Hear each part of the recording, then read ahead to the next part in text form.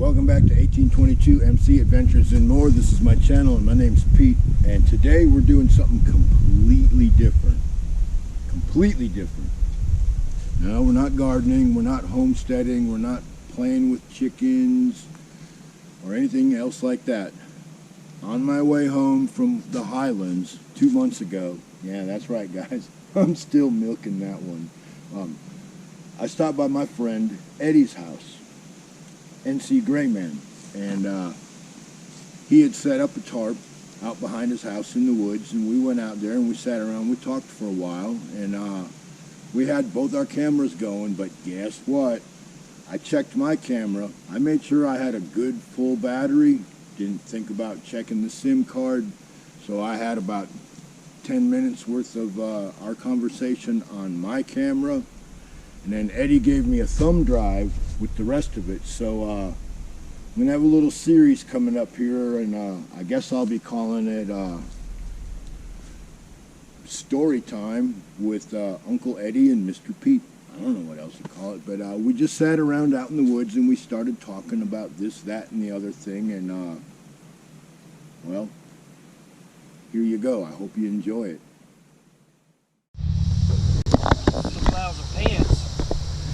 We had these little goofy green string things. Yeah. With the little hooks on them.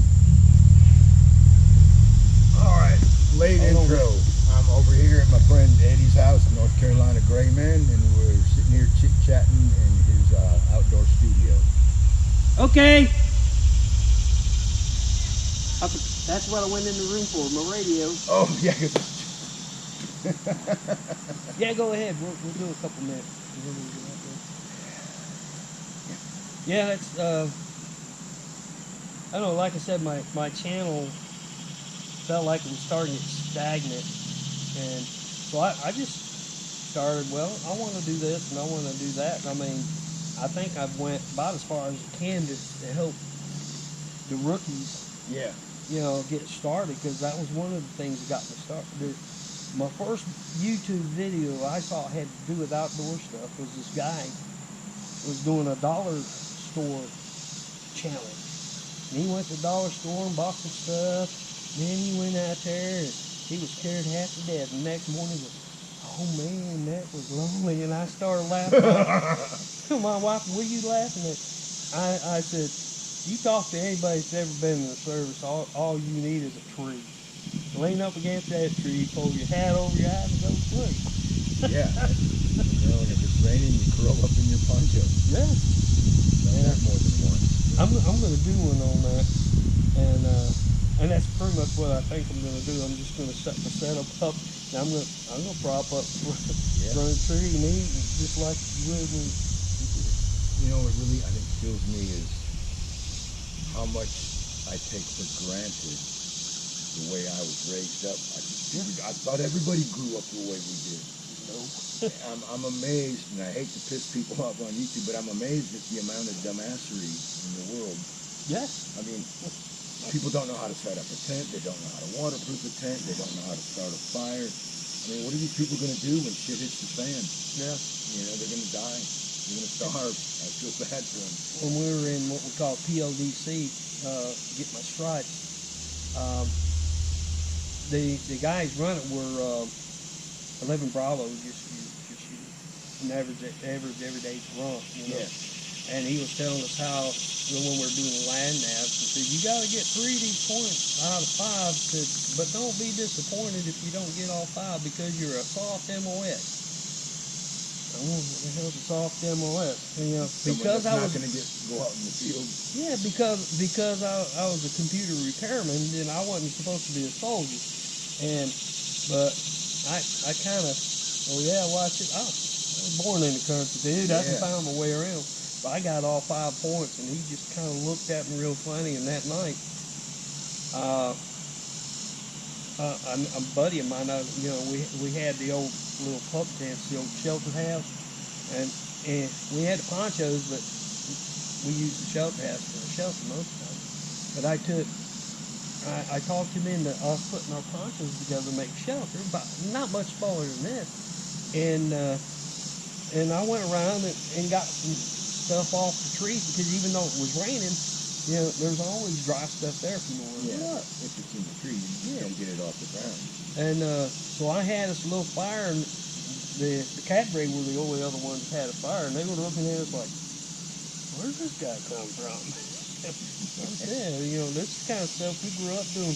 I'd been in scouts since I was a kid, because my mother was my den mother. She, you know, she's the one that taught me a bunch of the knots. Matter of fact, I had forgotten the name of the knot, and I was struggling trying to remember the names of them. I could do them, I just couldn't remember the names of them. My wife goes, "Why don't you just look in your manual?" Okay, that's simple, stupid, man. Yeah, why didn't I think of that, right? And because I didn't have to, up until now, I didn't have to know the name. Yeah. And so that was pretty good. But my father was a Weeblo leader. Both of my brothers were Boy Scouts, and we moved here to North Carolina in '69. And they didn't have Weeblos here, and I had maxed out the Cub Scouts. So, but we were like 11 years old. Me and my buddy were going up on the mountain. You know, we were camping out there. Of course, he had a big German Shepherd, so we. I just, when I think that as being a kid, I just assume everybody was a Boy Scout. I mean, I quit because as I got older, sports were more important than scouting at that time in my life. Yeah. You know. And your size, they probably wanted you playing. Yes. Basketball and football. Yep. And then track. I threw the shot put. I wasn't fast enough. I was always like third place if I ran. I was like, well, this is shot put. I figured out how to throw the shot put and the discus. I can't catch you, but I can hit you with something. Yeah, because it's like, even though I wasn't, built like a Mack truck back then, I was kind of tall and lanky. But our coach was like, as tall as you are, he says, I show you the proper technique. He says, you'll throw it 20 feet with no muscle. And he showed me how to do it, and it was like, with no muscle, just proper follow through and technique. With no muscle, I could lob the shot put out there like 20 feet, and then you go ahead and put some muscles behind it, and then you're out there 45 feet. And all the other guys were like, didn't have no nets, and they were big eights and stuff, and I was throwing it just about as far as they were, and I was tall and skinny. And it's funny how a few years forward from that, you were probably lobbing hand grenades. I know you were throwing hand grenades. It was almost the same identical move. Real funny. You just gave me a flashback. I was doing barracks duty in Keflavik, Iceland. And up there you had a day of guard, then you had a day off and a day of training. It was a 3-day cycle. And we had a brand new CO, and I guess he was trying to impress everybody when he was up there and be nice and everything. But we're doing grenade training. And we got like 3 trash cans out there, and we're trying to throw them out there in the trash cans. And the new CEO says, anybody gets one in the can, I'll buy him a steak dinner. And I remember I looked at him and I said, are you sure about that, sir? What if I don't want steak? He said, I'll buy you anything you want. I'm like, all right, watch this. And I do that. I'll be damned if it didn't go in the trash can. And I just went like I do it every day, right? Yeah. It was like, all right, talk about luck. But he was spouting off, and so I bowed up like a little baying rooster. I was like, yeah, why don't you not do it out there? Like I said, it landed in there, and he bought me a steak dinner. That's right. That's cool, isn't it? Yeah. Every once in a while, I actually get lucky on stuff like that. Luck counts. Yep. Last thing I did with the Army was actually I went in the reserve for a little while, but they were supposed to be drill sergeants, and a good share of them were cops and stuff. Some of them were really good, but they had some that were just ate up with everything. And I'd been out of the Army. This was '95, so I'd been out of the Army probably 3 or 4 years, whatever it was, and they were doing their CTD testing, the thing they have to do every year. Yeah. Drill sergeants are one teach that. And these guys were walking around the day we were supposed to test, sweating it like, oh God, they were going through the manual. I said, guys, this is basic soldiering. This is something you should be doing nearly every day. Yeah. And I looked at the book. Yeah, I remember that. Tossed it down. When we come back, always do it. One of the tasks was putting your gas mask on. But after being in Saudi Arabia, I mean, you put that thing on 3 or 4 times a day. Because you didn't know what Saddam was throwing at you. But when we finally got back, they did the CTD testing and come in. You got to do it such and such amount of time. and you could tell which ones had been in the Gulf because when they said go, we're standing like this watching everybody else fight with their y'all both going back. Yeah, you guys are dead. And it's funny, you know, you do stuff like that, and even though I'll laugh and joke about stuff like what we're doing right now, but to me, it has a serious side to it. I mean, that's like with a lot of stuff that you do. I mean, with the homesteading basically out of your backyard. I mean, to me, I'm going, yeah, that's what. I mean, that's a side of it. It's not a tarp. It's not building a fire. But once you survive, what are you going to do? You're going to do what you're doing. And you know, I really enjoy gardening and prepping and all that, but I can't stand prepping channels. They're the most paranoid pricks in the whole world. It's like, I don't get it. It's like, dude, you should go to the doctor and get a pill for that. Calm down. There's a guy in there, Stroker Ace. I've started to watch a few of his videos, but he tries to be too politically correct. He'll run somebody down and then, well, you know, and then he'll start trying to polish that turd. Yep. That's another thing I like about your channel. That's why I come and watch.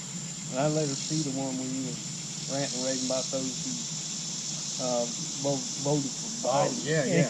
Like, and I about fell on my chair when I heard she come running in there. She let and she about.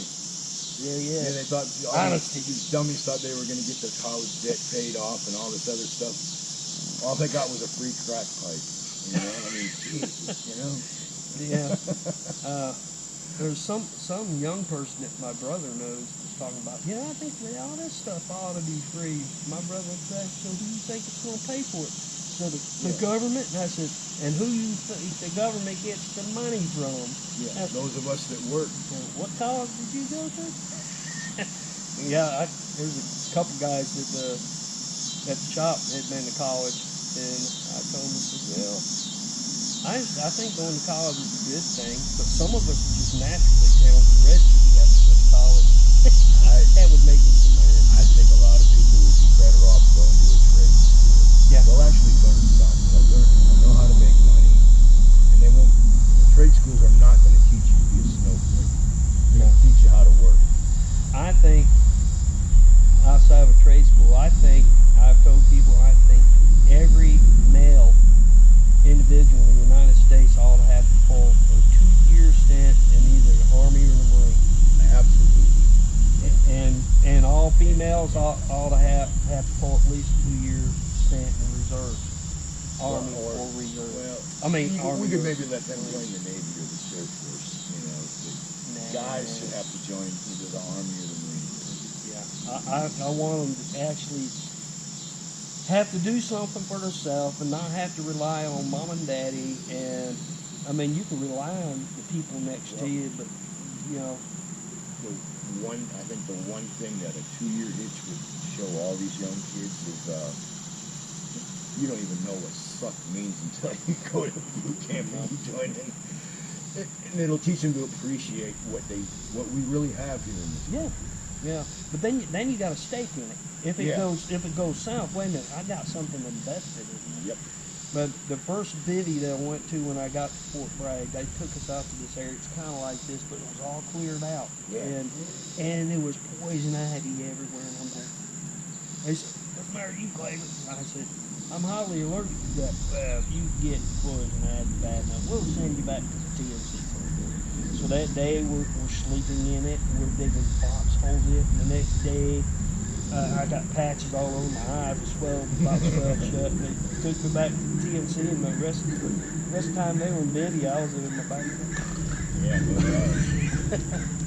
Tell you what, let's pause that. If you want to, we'll come back out here. Get a little Yeah.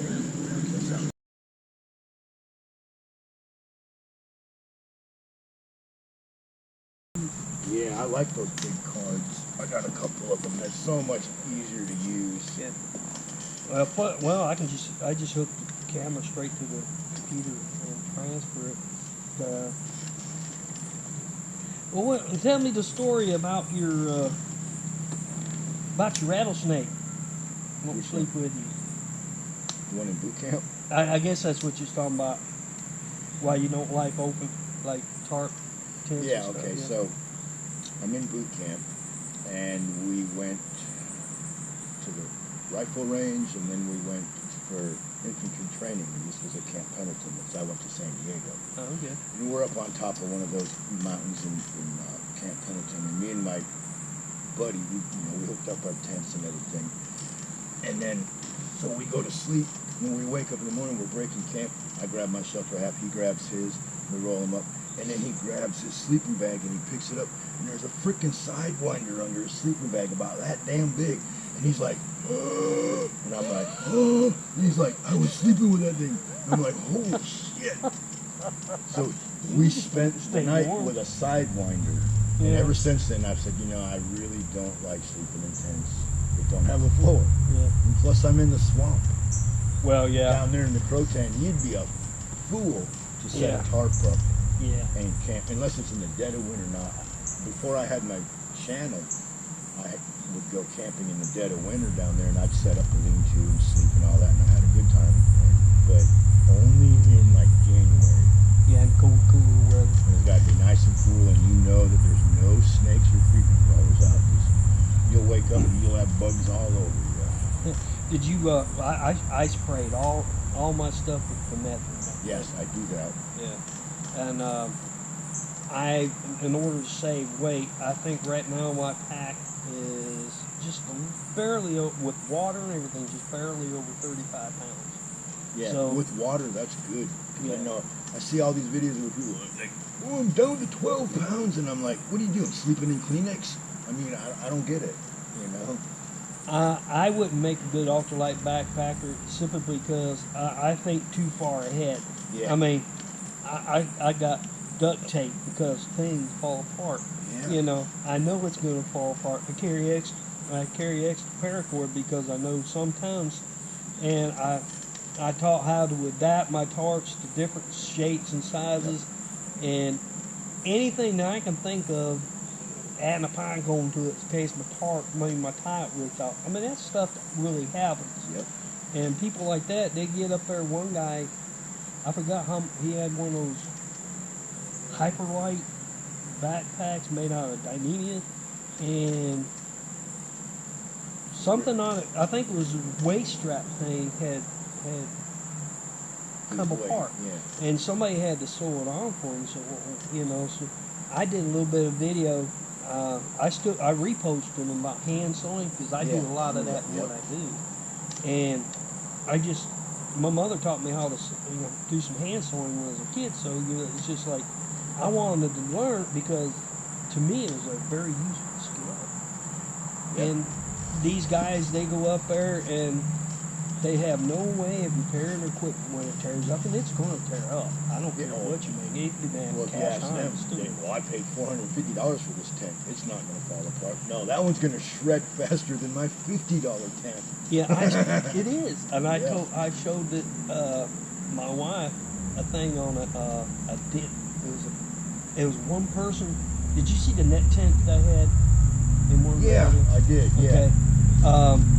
They were selling one like that with the tarp that goes over it, and it was $600. I'm going. I understand it doesn't weigh anything, but neither. No, just no. River Country Products, they have a tent like that, in like I think 1, 2, and 3 man size, where it's like a screen tent, and then there's like a tarp that goes over it. I've been eyeballing those things. Yeah. Especially for summertime, but now that I'm in a hammock. Yeah, there's a lot of